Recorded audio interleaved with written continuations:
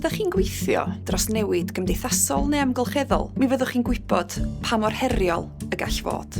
Falla eich bod chi wedi cael profiad o bryder, o chwthu'ch plwc, neu flinder tosturi. Dyna pam y gwnaethon ni ddatblygu Inner Change Works. Rhaglen 6 wythnos a gynlluniwyd ar gyfer arweinwyr ac eiriolwyr fel chi. Nid hyfforddiant yn unig ydy hwn, mae'n daith drawsnewidiol.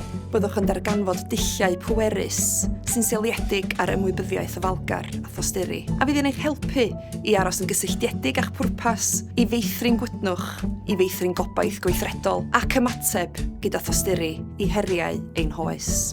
Ymunwch a chymuned gynyddol o bobl sy'n gwneud newid ac sy'n cryfhau eu gallu i ymateb yn effeithiol, i arwain gyda uniondeb a chymryd camau cynaliadwy sy'n cefnogi lles ar y cyd. Os da chi'n barod i gymryd y cam nesaf, i'ch hun ac ar gyfer y gwaith da chi'n poeni yn ei gylch, ymunwch efo ni ar ein cwrs nesaf.